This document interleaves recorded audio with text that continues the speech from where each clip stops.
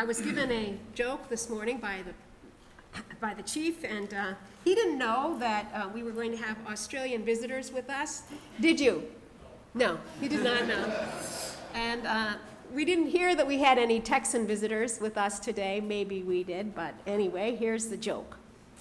This is for you from Australia. I wish I had the right accent, but forgive me. It's just regular. A Texas farmer went on vacation to Australia. You say Australia, right? Australia. He met an Australian farmer who proudly showed off his wheat field. That's nothing, the Texan said. Back home, we have wheat fields twice as big as this. The Australian farmer pointed out his cattle. They're nothing, the Texan replied. Back home, we have longhorns, twice as big as these. Just then, half a dozen kangaroos bounced across the road. Whoa! The startled Texan exclaimed. What? The Australian farmer coolly replied. Don't you have grasshoppers in Texas?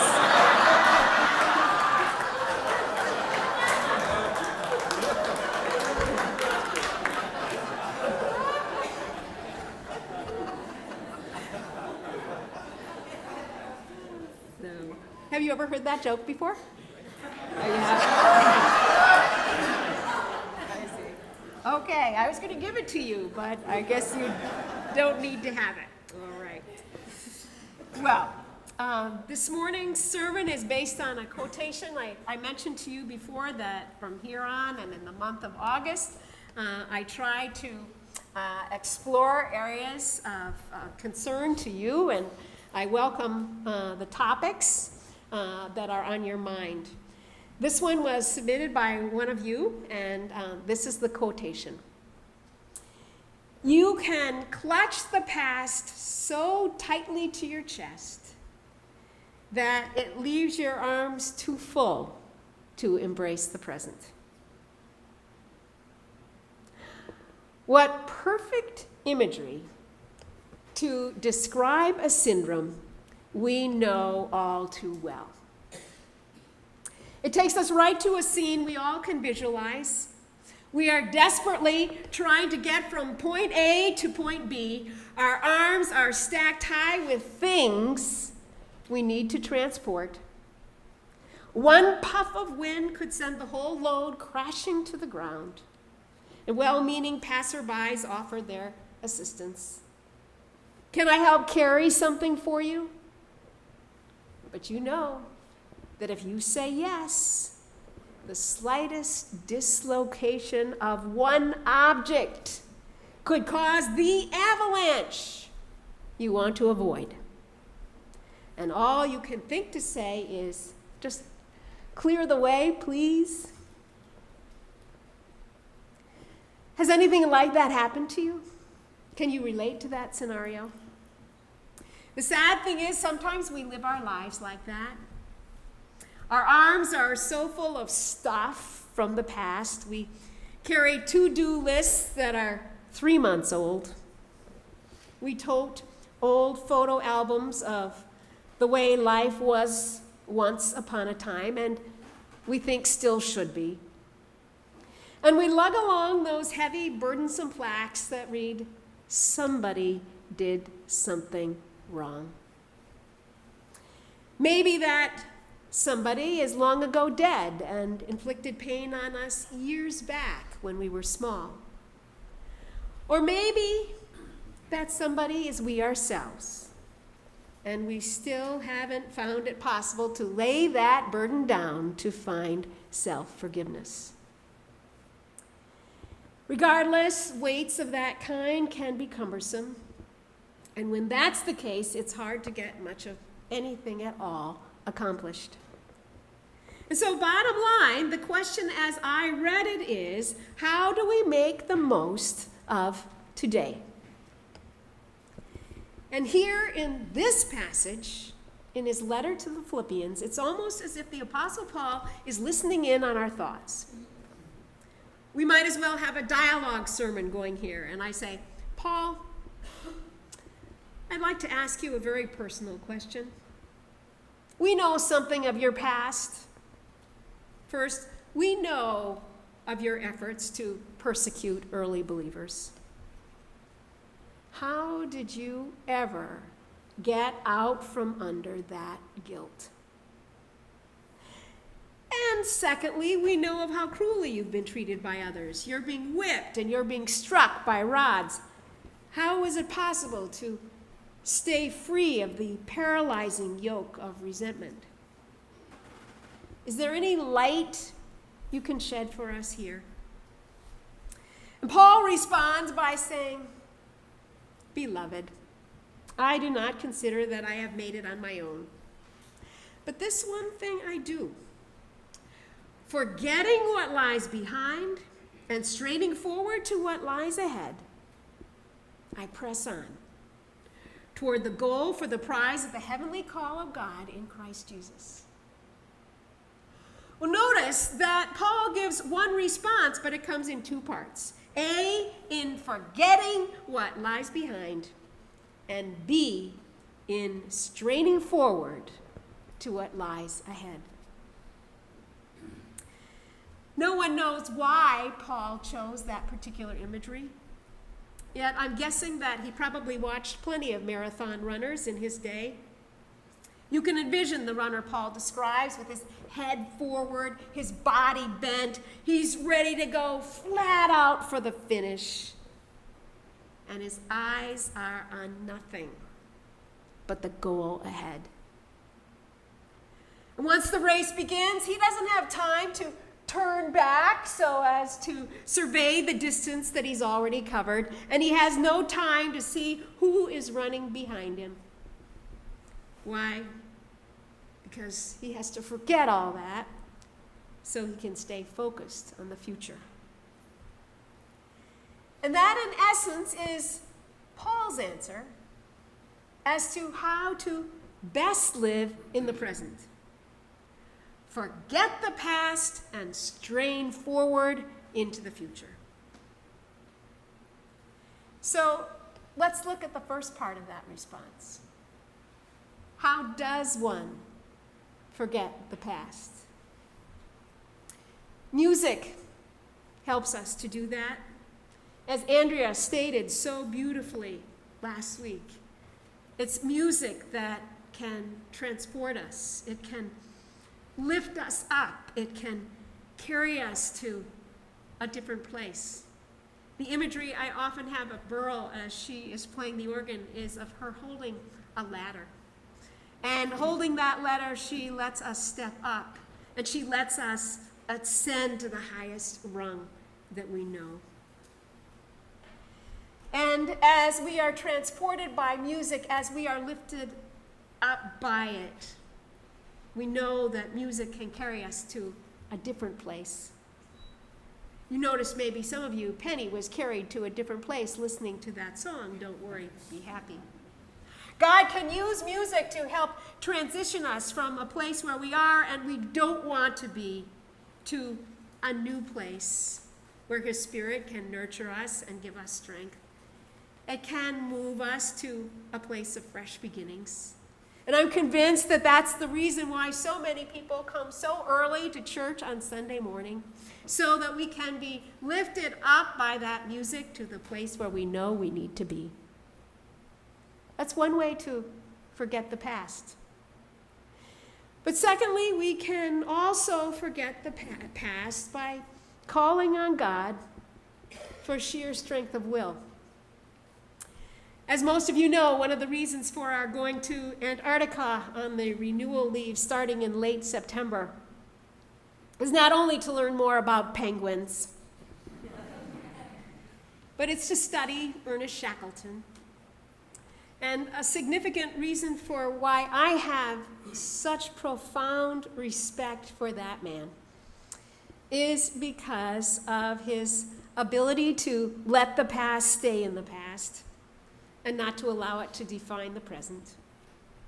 Someone once described Shackleton as an average person who taught himself how to be an exceptional one. And one of the most important lessons he mastered was, and this is a loose quote, we must aspire to a new goal as soon as the old one becomes obsolete. He practiced what he preached. After his ship, the Endurance, had been wedged in an ice floe. It had been vacated 1 month and was being used as a storage depot for their food and their supplies. That ship was their last link to civilization. And so for him to watch it split apart and then sink must have been a heart-wrenching sight. Its vanishing into the icy waters symbolized the disappearance of Shackleton's dream of reaching the South Pole. All that money invested, all those months of planning, all that hope that came to naught. Yet he watched that sight without emotion, with no melodrama or excitement. And then to the assembled as they stood in this silence, he simply stated, "Ship and store have gone. So now," and I love this line, "let's go home." What happened, happened. It was in the past, and he resolutely refused to waste any energy lamenting over things that he could not change. And the energy he did not spend in regret, he rechanneled, he used instead in plowing ahead toward the future. There's an incredible amount of power and energy that gets used up in regret. And he knew that. But now let's go back to the second half of Paul's admonition, which was that as we forget what lies behind, let us strain forward to what lies ahead. Did you ever notice how when you attend track events, each runner gets assigned a lane? There are no chairs on that lane. There are no couches on which to lie. There are no arrows I've ever seen that shows a U-turn that says, if you reach this point and want to turn around, go ahead. Once you get started on that track, you go the distance. And once you get started with the goal of living for Christ, you keep pressing forward. You have no choice. And as I thought about our church, I don't know what goal you personally are pursuing in your own lives, but I do know what one of my dreams is for this church. And my dream is that the church on the Cape will continue to be a mecca for outstanding and stirring music long into the future. I want so many others to be able to experience something of the utter magnificence that we have been offered this summer. There's more to come, believe me. Come back next week. Come back the week after that. Come back and let God transport your soul. Come back and let yourself be empowered by the means that he so wants to do it with. And we have the organ that we do, this organ, in large part to the vision and the persistence of Carl Bartlett. There's Lillian. Week after week, Carl shamelessly stood before the congregation, imploring them to contribute to the organ fund, telling them that they too could be an organ donor. That comment always evoked laughter, even though everyone knew it was going to come every time he spoke. But Carl wanted more than laughter. He wanted a financial response. He wanted an organ of this caliber here for us. He wanted this beloved and magical church to resound with music that would not entertain but could lift and transform souls that are here. And Carl Bartlett would not stop bleeding until the goal was reached.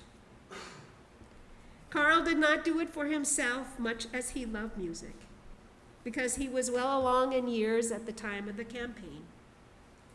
He did it for you sitting here. He did it for me. And he did it for the people we love, and what a gift it has been. I can remember so well the eloquence with which Louise Hurlbut stood up one Sunday and told about the power of the organ music as it had in her treatment for chemotherapy. And it was that certainty as she lay in bed not wanting to move, that she knew that if she came to this church, she would hear that music, and that her spirits would be lifted enough for the week to come, so she could make it for another 7 days until church came again. That is the power of what we have here. And so now it's our turn. It is our turn to press on in offering excellence for those who will come after us. And the question is there any better way to enjoy the present than to try to make a significant difference in the future? That's what greatness is all about. And that's what we want before we die. A taste of the greatness of life as God has given it to us. And so in closing, that quotation, you can clutch the past so tightly that the present becomes nothing more than a hassle and the future gets ignored. Or you can, for the time being, let the past go. You can serve the future. And you can let your present sing. Thanks be to God. Amen.